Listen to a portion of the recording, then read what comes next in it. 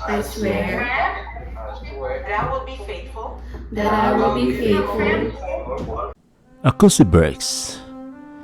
Dating naging tambay sa Pinas. Pero ngayon nandito na sa Canada.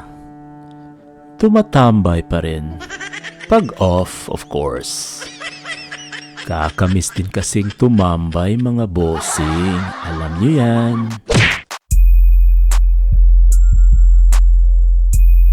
Magandang araw mga bossing. For today's video, we're gonna share po kung ano po yung experience namin sa Online Canadian Citizenship Oathtaking Ceremony. Kung patunuran niyo po yung video na to, isi-share po namin, ipapakita po namin yung full timeline kung paano po namin nakuha yung Canadian Citizenship po namin dito.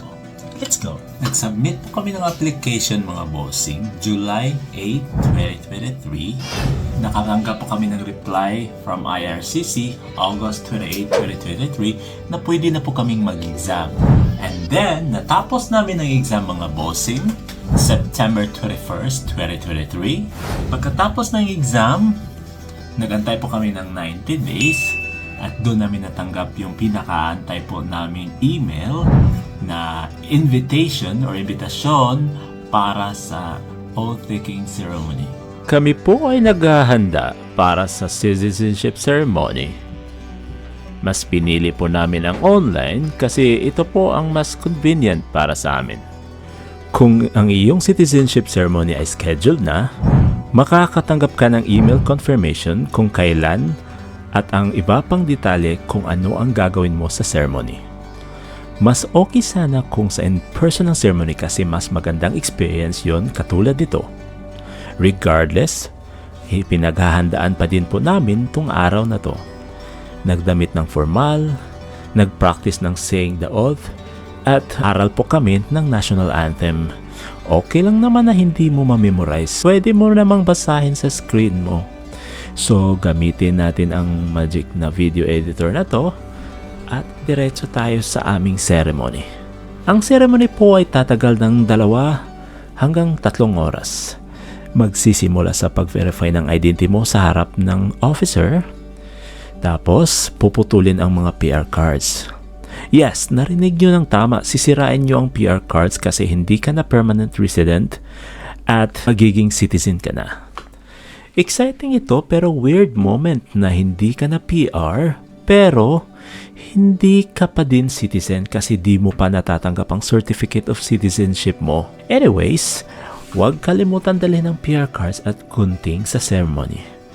In our case, merong 240 people sa ceremony. Ang crowd po sa in-person ceremony is for sure lesser po compared sa online. So matapos namin guntingin ang mga PR cards po namin mga bossing, kailangan po namin mag-chill at mag-antay na matapos ang mga ibang applicants sa pagsisira ng mga PR cards din nila. This citizenship ceremony is now in session.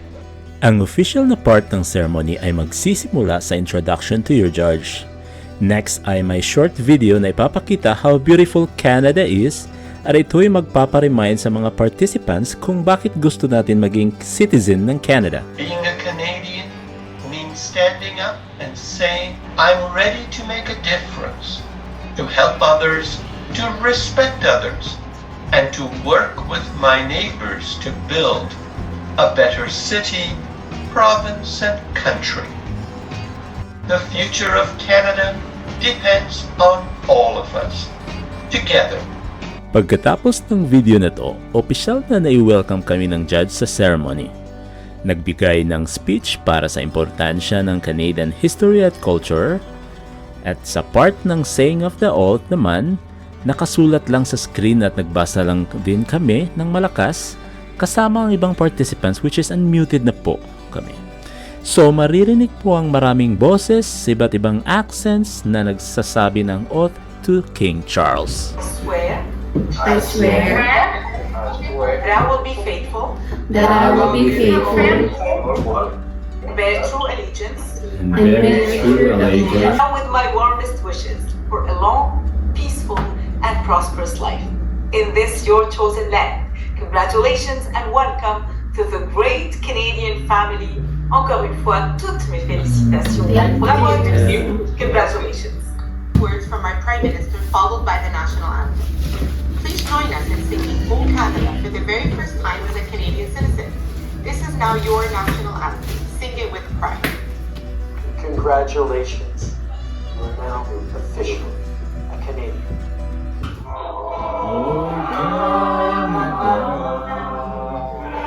Ang aming ceremony ay bilingual po since it was held in Montreal, which is part of Quebec po. Pag gusto niyo naman ng full French at saka full English, you can contact po IRCC through email.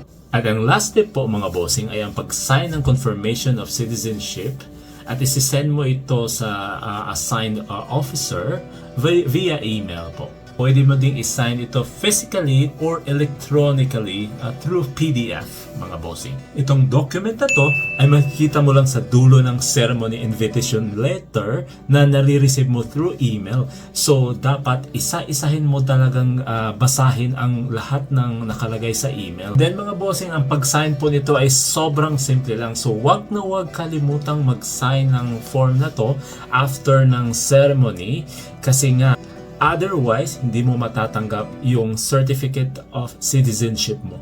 And last but not the least, ito po yung isa sa mga requirement para ka makakuha ng Canadian passport po.